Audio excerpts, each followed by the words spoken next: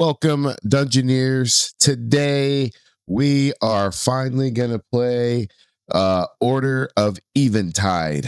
Side note, last video, I called it Eventide. The creators corrected me. Thank you. So yes, we're ready to play Order of Eventide. We have our character sheet already kind of pre-made up. We are going to walk you through this quickly and kind of show you what I did and how I set up everything and what I picked. We have a battle mat area of Sundessa. This is the level 1 area. The creators were really cool to make like these battle mats to where you could track when you fight. And I got it off their website. Actually, I got this one off their Discord. I'll put a link in their Discord if you want their Discord. And I think you can also get this off the website for Order of Eventide, along with all these book, along with any of the materials that you need, the papers and all that. Everything you need will be there on the website. We have our map over here of the dungeon. We'll roll for that here in a few minutes. And I don't know how far we're going to get, but we're going to go. Then we may break this down into a couple videos, but we'll see how this goes. All right. So starting off, we have two characters. We have the Corin, which is the female. She is a Outlander. Right. Actually, I already did that one. Actually, you know what? We're going to re-roll that. I was kind of doing a play test a little bit to kind of run through it, but we'll just redo that. So she is a Outlander. She has a race ability called Blaze, when you could spend up to 5 surges for surcharges to give herself plus attack plus defense equal to the amount of surcharges spent. So you can have up to 5 surcharges, and you can use how many ever you want to do that ability. Her class is Mage. Her class ability is called Restore. So she can use her surges with an arcane weapon, which she does have, and she can recover 1 health for any hero, to include herself. And her arcane weapon has a +1 attack. We are not in a guild. You actually need 10 Greystone to start the guild, so we might do that later on. We'll join a guild. So her stats, since we're playing 2 players instead of 4 players, you can play 1 player as well. You would multiply it by 2. So each character's starting health will be multiplied by 2. Her starting health was 4. So multiply it by 2, we get 8. 8 health she'll start out with. Also, each character, since we're doing 2 instead of 4, they will each get 2 attacks during combat. But those attacks will not be consecutive. It will be broken down when we'll explain that when we get to combat. But essentially, it'll basically be back and forth between the enemy and the heroes. All right. Same with Borgs. Borgs, that's his name. His race is Rockskin, and his race ability is called Retaliate. And as a primary action, he can spend up to 5 surcharges and attack each spent charge, and then add also any missing starting health to attack. So if he has a starting health of 12, which he does, his starting health was actually 6, but we multiply that by 2 since it's a 2-player. So you got 12. If he's missing like 2 health, so he gets that. If he has 10 out of 12 health left in those difference of 2, he'll get to add that to his attack. His class ability is Fighter. It's called Might. Surges with melee weapons attacks allow additional attacks, and they cannot be, when you roll a 1 or a 6, whether it's 1 blunder or 6 for surges, you don't get to use that. They don't gain any of those abilities. So you can't blunder, basically, which is a good thing when attacking, because blundering is bad. Anything 1 rolled with a natural 1. They both have, well, in this case, Corin has a Raven Stoned arcane weapon with +1 attack. She also is carrying a buckler shield for +1 defense. And in her backpack, she also has Not on. She can carry multiple. You can carry multiple weapons on your character. She also has not in hand, but a two-handed raven sword, which has a +2 attack. That's pretty cool. For Borgs, he gets a melee weapon, grants +1 attack for fighter, for being a fighter. So his weapon is a two-handed gladius, which already is a +2 just by itself. So it's the other one for just having melee weapons. So he is actually a D6. That's what you use to roll. He's a D6 +3, and then she's a D6 +1. For defense for Corin, she's a D6 +1. And for Boris, he's a D6 -1 for defense. So he's more of a brute. He's not more of the defense. He wants to go out and fight and slay. He doesn't want to sit and defend. So we got that. All right. Let me set the tone. Night fails on Valeria. A great evil has spread across the continent of Valeria, spawning vicious monsters and terrorizing the innocent. Your quest, with the help of the Order Master Turiel, and if I mispronounce his names, I do apologize, is to venture into Valeria's 6 regions and defeat the master behemoths found there. Doing so will lessen the hold on the darkness over its lands. If you are successful, you may be able to draw out the source of the evil and end the nightmare that plagues this land. May the light be with you, heroes. So, that being said, our goal is to find the source of the enemy or the evil that rids Valeria.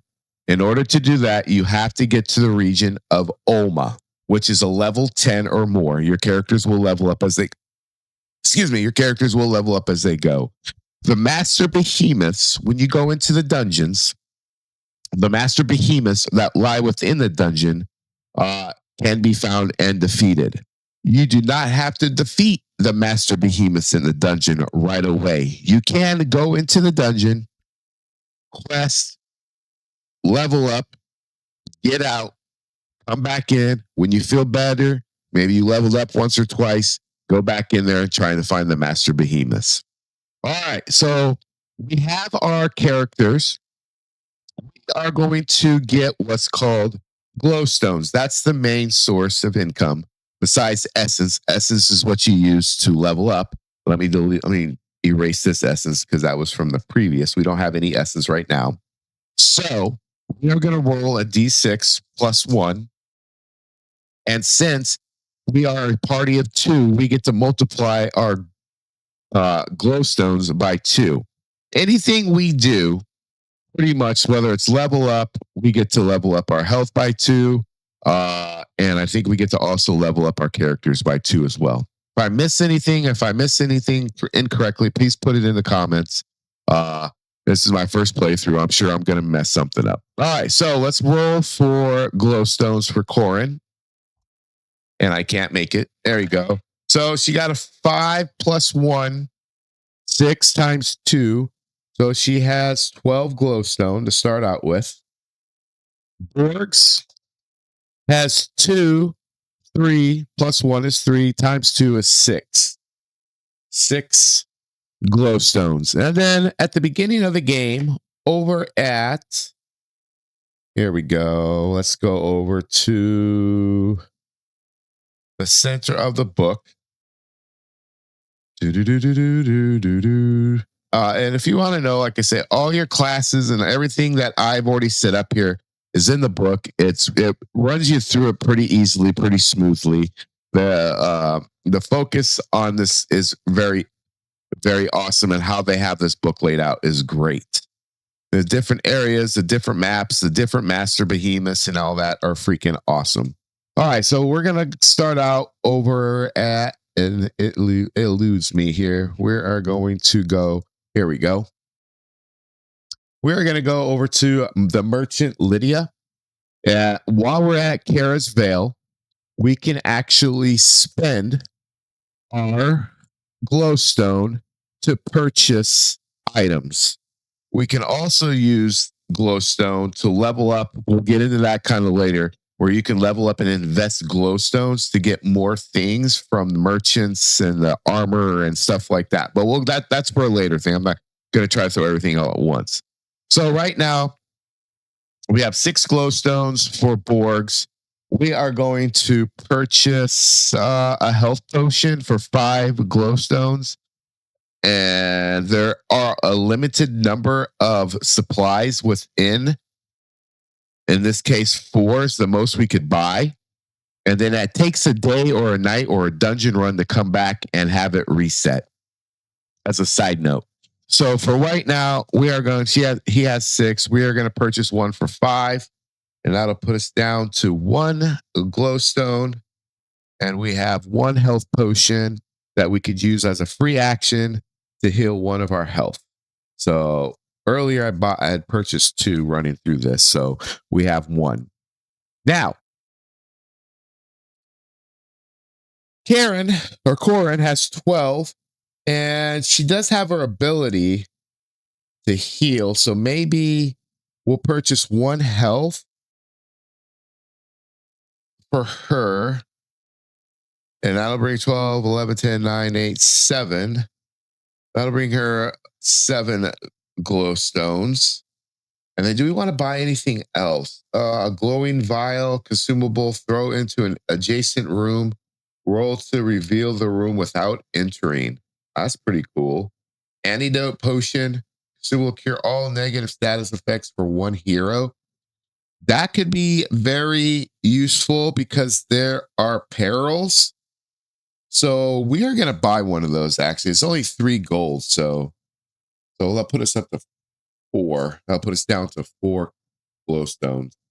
Oh, I already tore into the paper here. Put 4 here. So we're going to buy 1 of those, and we can use those on any character. So let's do that. So we'll go health potion and antidote potion. Antidote potion. And we'll put consumable, cure all negative effects. Cure all negative stats, I should say, status effects. Status effects. We're gonna need that. I have a bad feeling we're gonna definitely need that. Okay. So we're good. We have everything we need to start our dungeon, our first dungeon. So we're gonna go to our level 1 dungeon. We're gonna roll. We're gonna go to Syndessa. First thing we're gonna do is roll a d6 for lore. And we're gonna see where this location is. This is a 6, so we are going to Martyrs Dungeon.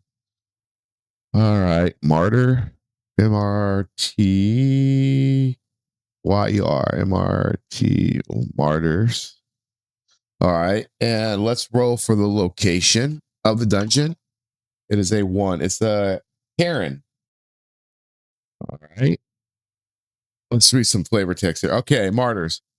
Martyrs is messages are scrawled all along the walls and the doors.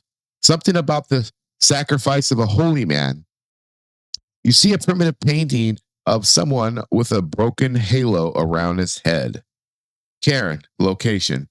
Thousands of smooth stones are arranged in a massive pile, forming a monolithic dome.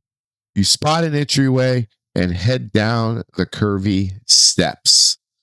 And when we come down the curvy steps, we come into the entrance of the dungeon. Now, I love this setup. Between this, and these 2 pages is all you need to go into your level 1 dungeon. You don't need to be running around between book pages trying to figure out what this is, what that is. It's all right here.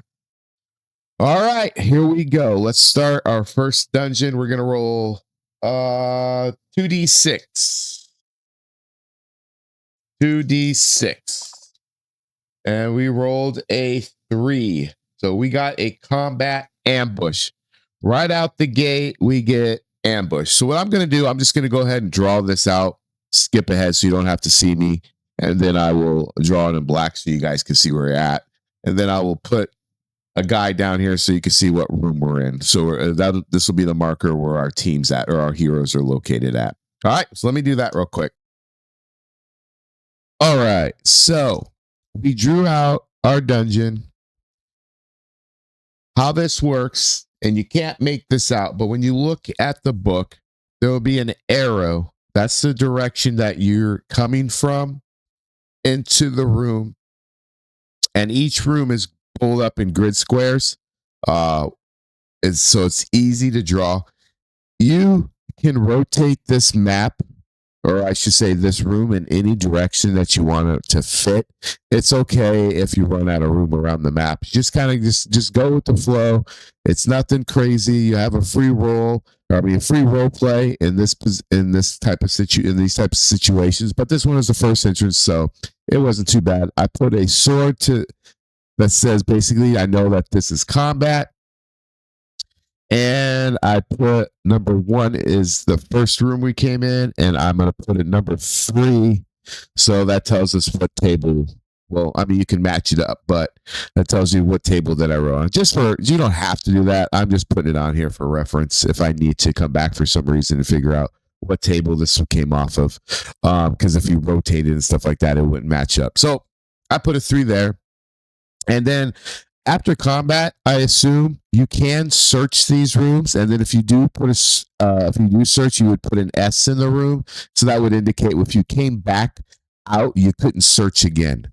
You can't search the room again. You can only do it once for each room. All right, so we are ambushed. So we are gonna roll. We're gonna roll on the horde table. And if we beat them, we get a reward of a D6 glowstone for each hero. So we got our horde. So we got to roll a D3.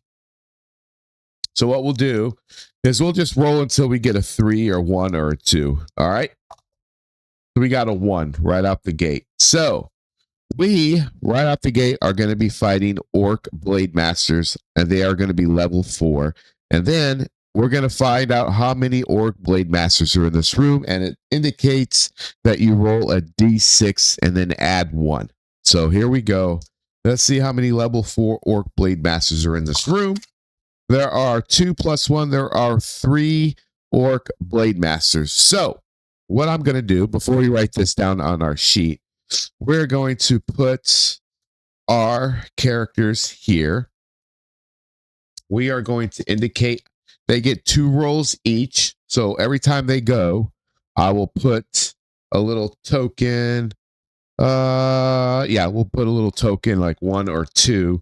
So I will know how many rounds, because they get 2 turns each, but not consecutively. So we'll track that with here, and we'll use these big red dice we'll use for the Orc Blade Masters. They are level 4. So we'll put a 4 here, and we'll indicate 3 of them are located here.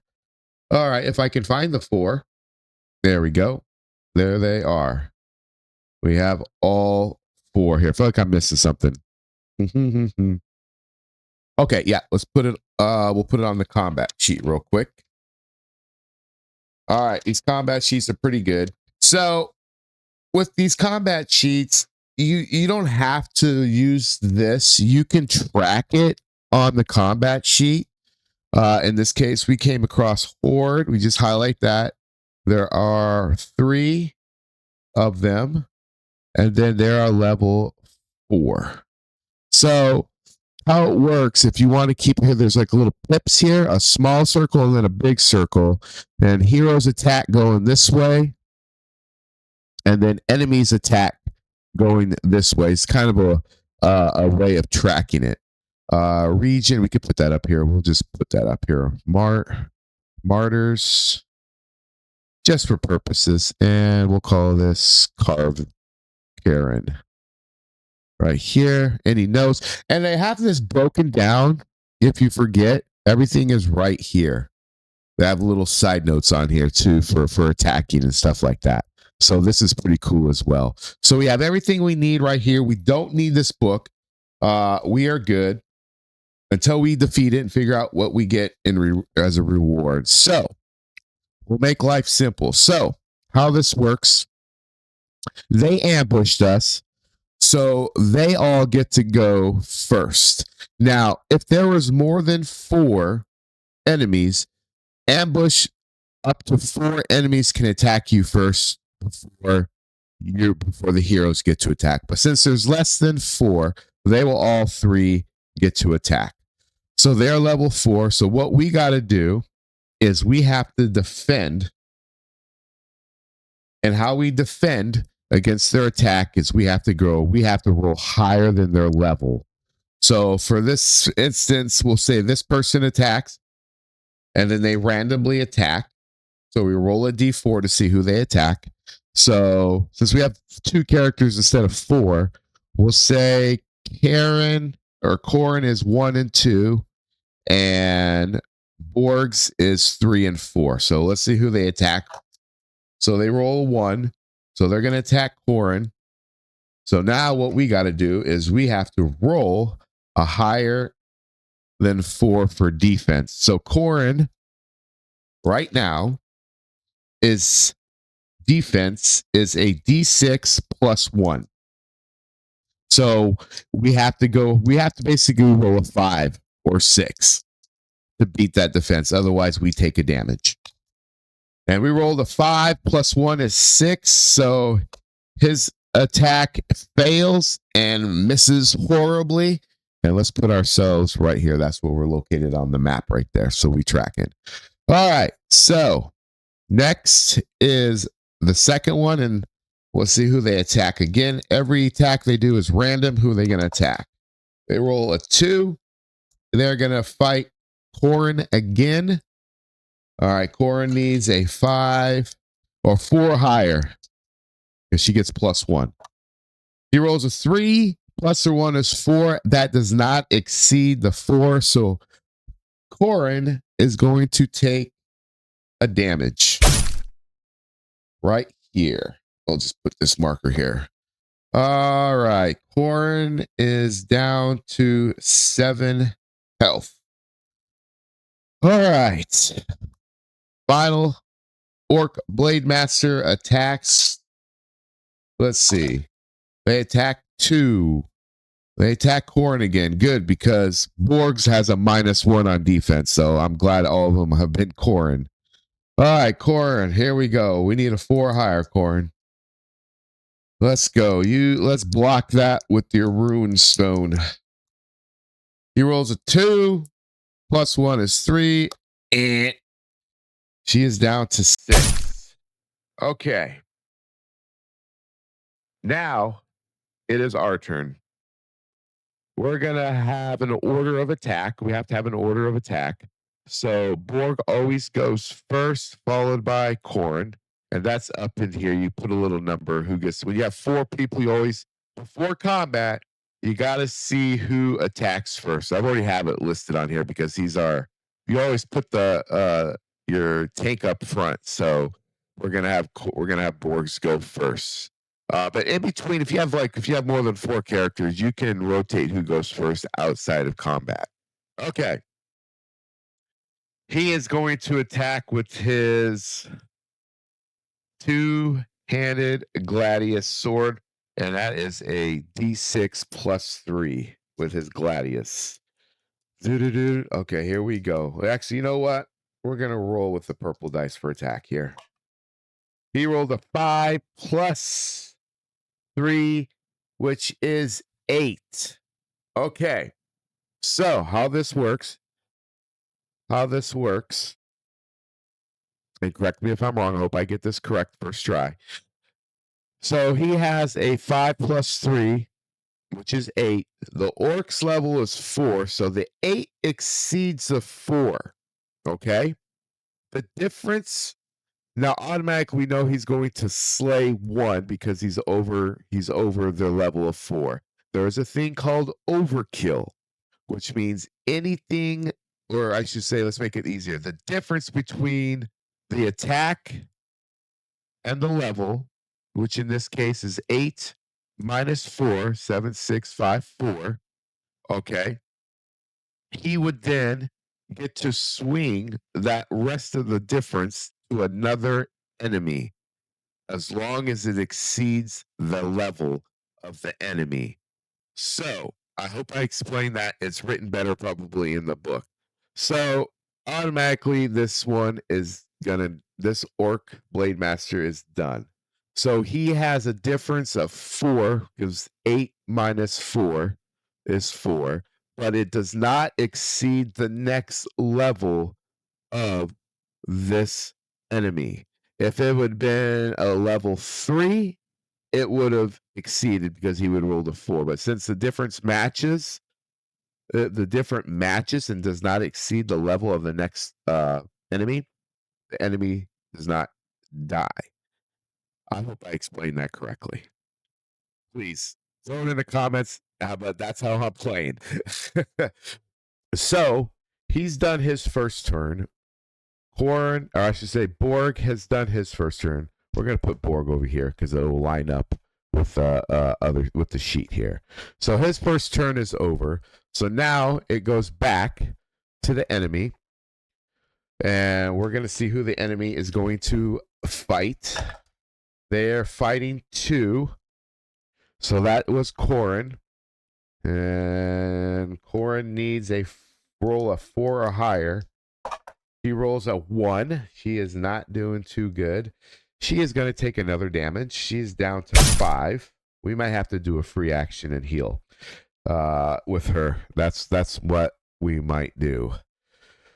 Okay, so she gets hit. Now it's back to us. She's going to take her first turn, and she is going to roll her d6. She has a d6 plus 1. She rolls a natural 6. We have a surge. Oh boy, she gets 1 surge. Where are we going to put this surge here? Where are we going to track surges here? You know what? Let's put surges up here. I didn't see anywhere on the tracker here. So we're going to put 1 where you could put your surges. I may be blind, but I don't see a place on the character sheet. Or is it on the combat sheet? Heroes attack. Don't see any on the combat sheet as well. So we'll keep track of them on the hero sheet up on the left here. We'll put surges here. Yeah, we'll do that. Okay, so she's got 1 surge. Not only does she exceed and kill, but she got a surge. So that's freaking phenomenal. All right, she rolled a natural 6. Okay. It is enemy's turn. Let's see who they're going to attack. Oh, that one got caught up. We'll redo it. We'll really do that roll. All right, here we go. It got caught again. All right.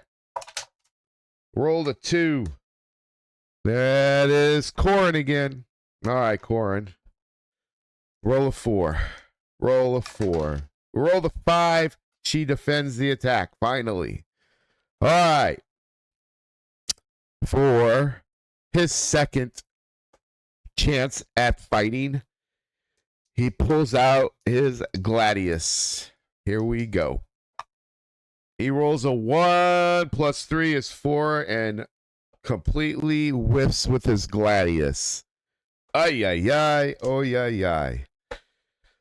Good old Borgs ain't doing too good on this first run going through the dungeon. Okay, here we go. Enemy's turn. And they roll a 4, which is not even good. Now they're going to attack Borgs. Borgs needs to roll literally a 5. He's already a d6 minus 1. He already needs to roll a 5. And he rolls a 3 minus 1 is 2.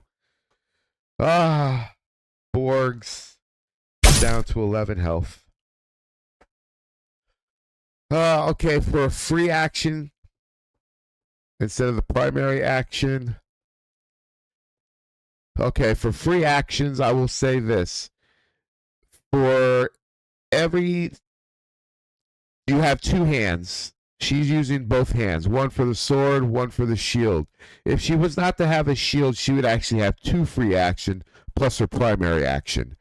But both characters, since they're both using both hands, they get 1 free action.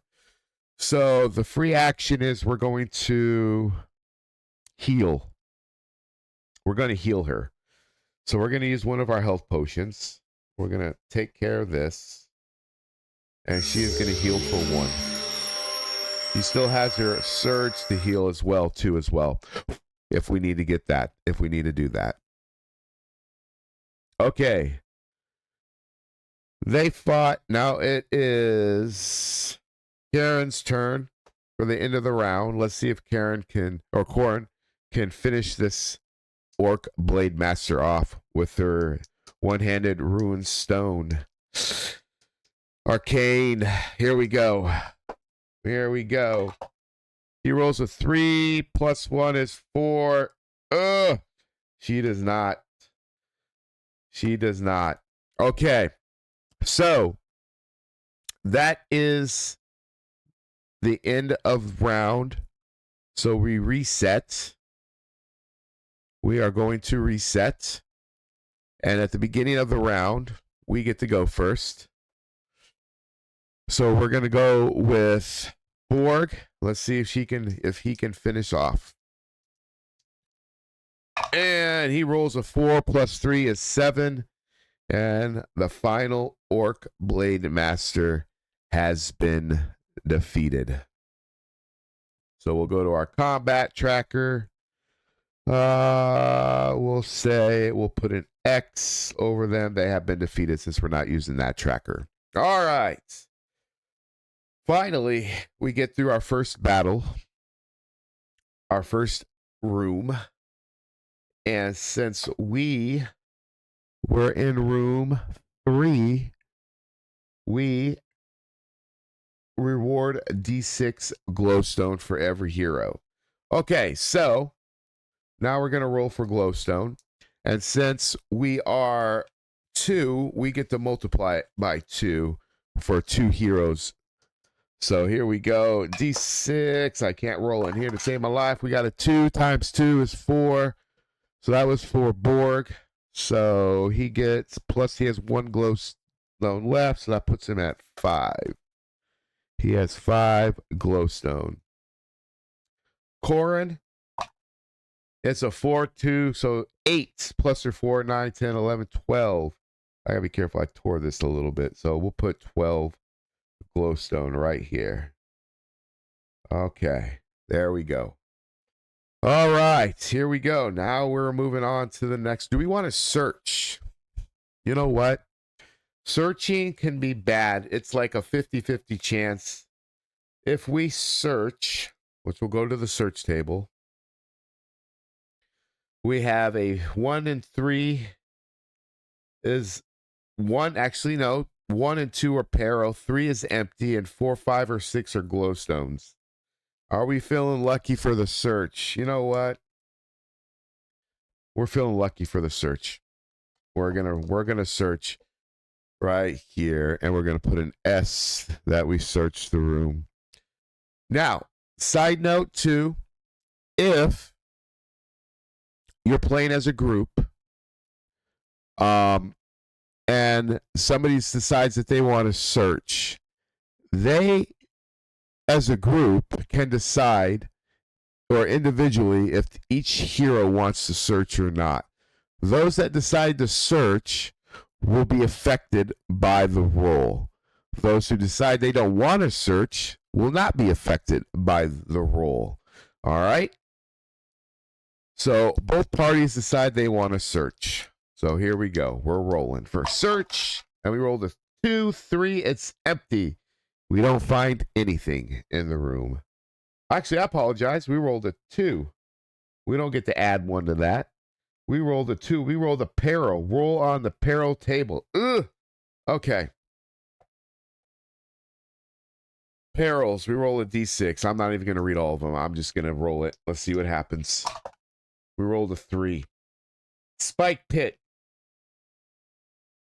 The floor gives way. Check 3 to grab a ledge or take 1 damage. Alter. Activating hero and a random hero. Searching hero rooms all hero. Okay, hold on a second here. I'm not about you. Okay, first of all, let's deal with this. We got to do a check 3 for each hero. I think they got to roll twice. They have to roll twice since it's a 2 hero. Everything's divided into 2. So each hero has to roll twice to the equivalent of 4 heroes. So Corin has to roll twice. We need a 3. We need to exceed a 3. She rolls a 6, so she's fine so far. Roll one more. A 6. Oh, she ends up grabbing the ledge right before she's about to fall. And now let's find out if let's find out his fate. He rolls a 6. What are the odds of another 6? Are you kidding me? He rolls a 3. Almost 3, 4 6s in a row. Oh, boy. Okay. The 4 gives way, check 3 to grab a ledge, take 1 damage. He does not. He clips falling down and takes the freaking damage. He's down to 10 health.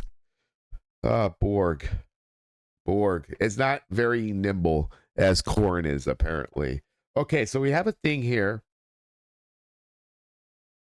We have a thing called Alter. An activating hero and a random hero. Searching heroes, room all heroes. Okay, we're going to skip that. I'm not too sure about that one, but I think if it's a room with altars, but there's no altars in this room that were located right here. Okay, so nothing. Okay, so that was a bad idea.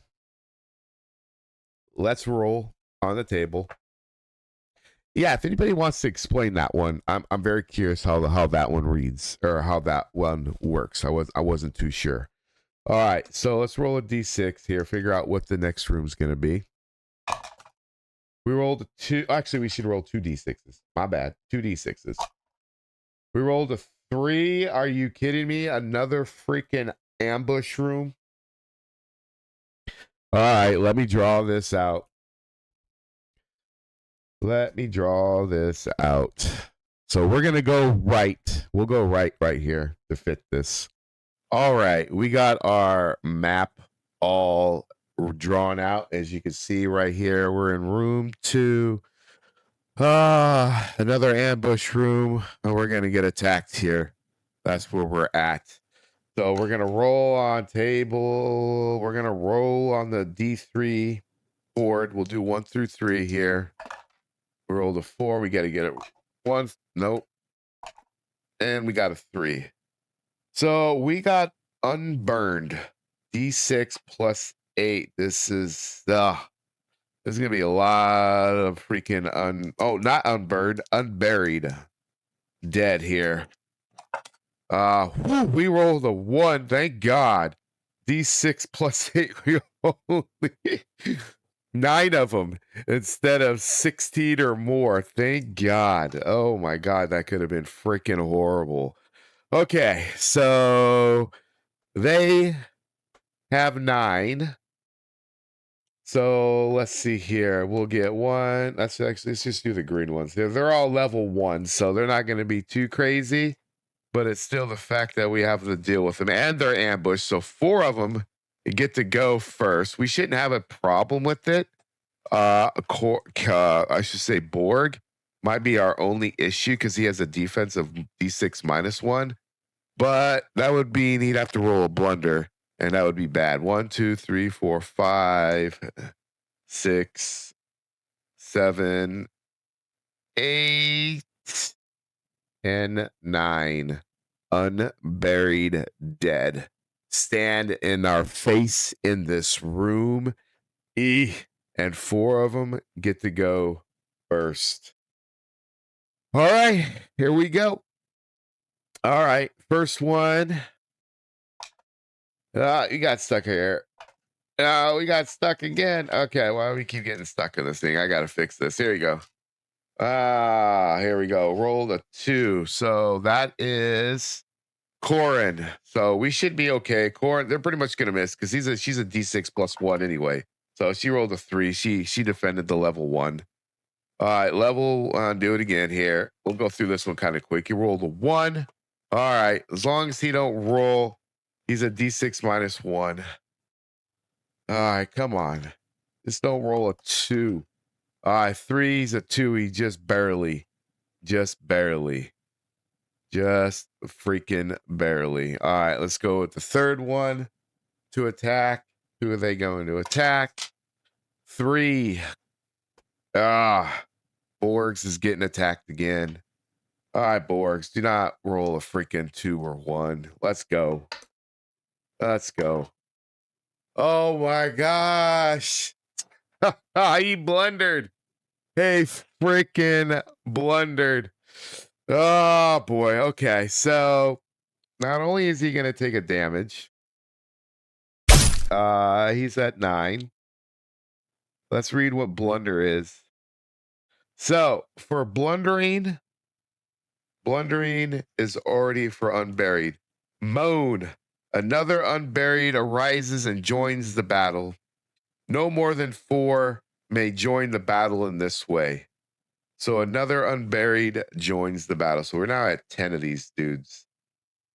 10 at these guys. Okay. 4th and final ambush attack. And we get stuck here again. And it's a 2. So Corin should be fine. As long as she's gonna defend it anyway. It's a 2 + 1, so it's 3. Okay. Now we alternate. So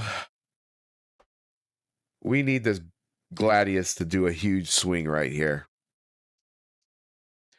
D6 + 3. We need a 6. Get a surcharge and a big swing.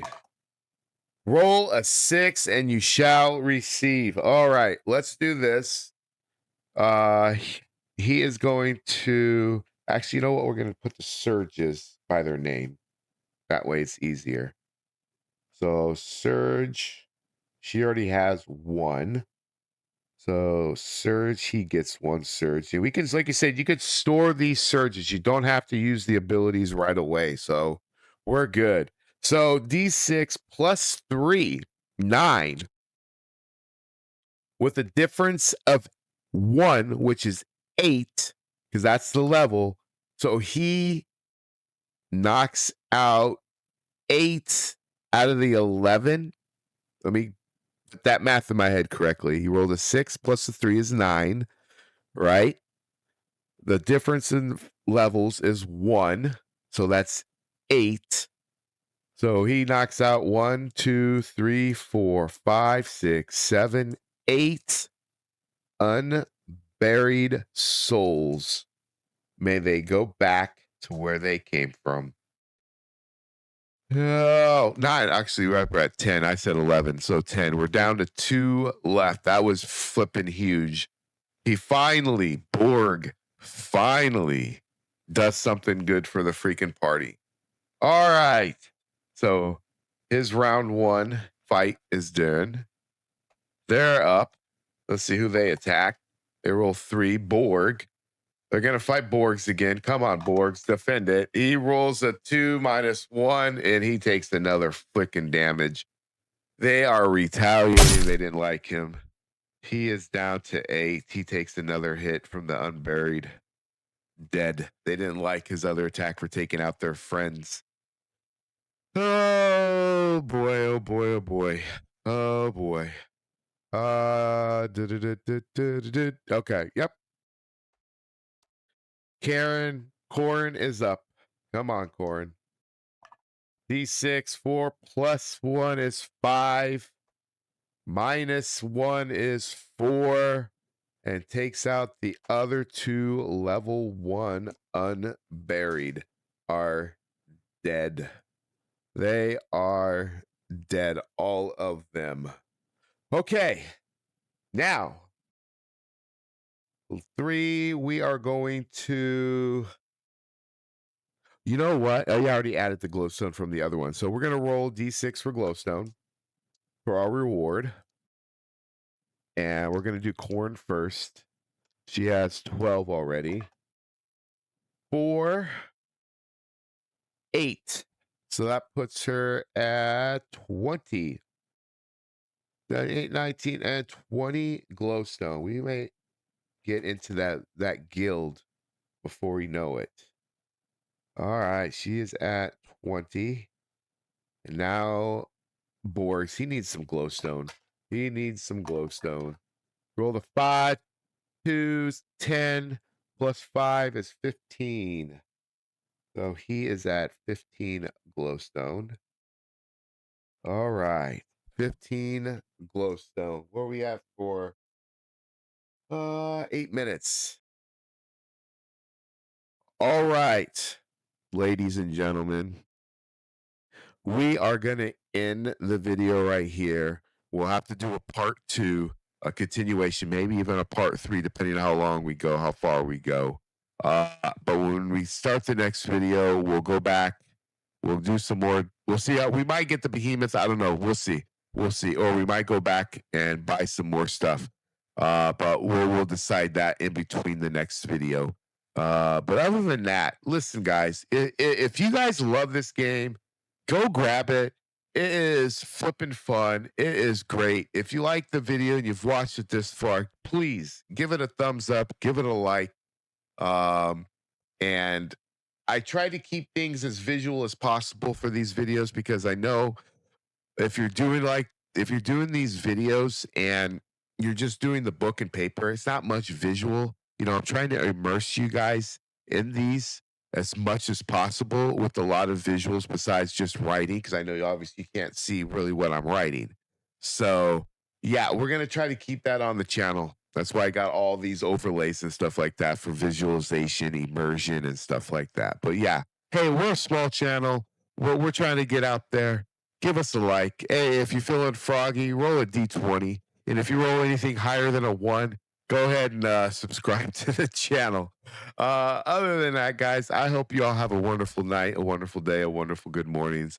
Until we see you in the next video, Dungeoneers, may your dice go your way on your rolls. Take care. We'll see you in the next video. Bye.